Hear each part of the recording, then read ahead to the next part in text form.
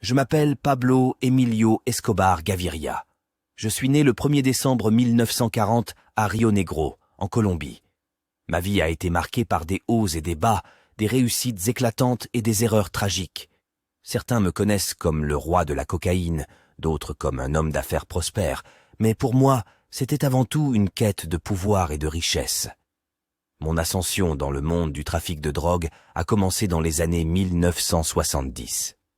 À l'époque, la cocaïne était devenue une substance très prisée aux États-Unis, et j'ai vu une opportunité de transformer cette demande croissante en une entreprise lucrative. Avec mes partenaires, j'ai établi le cartel de Medellín, devenant rapidement l'un des criminels les plus recherchés au monde. Au sommet de ma puissance, j'avais acquis une fortune colossale. J'étais considéré comme l'un des hommes les plus riches du monde, mais cette richesse était teintée de sang. Mon empire reposait sur la violence, la corruption et la terreur. J'ai orchestré des milliers d'assassinats, y compris ceux de politiciens, de policiers et de journalistes, pour protéger mes intérêts.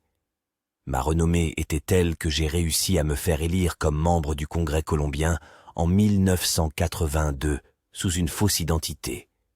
Cependant, cette position ne m'a pas protégé éternellement.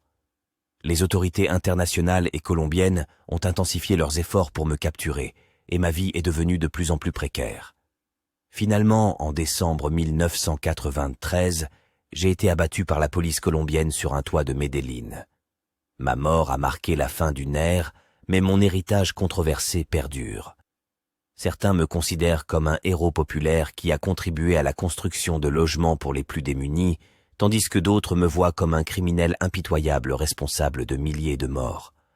Mon histoire est complexe, faite de succès et de tragédies, et elle soulève des questions sur la nature humaine, le pouvoir et les conséquences de nos actions.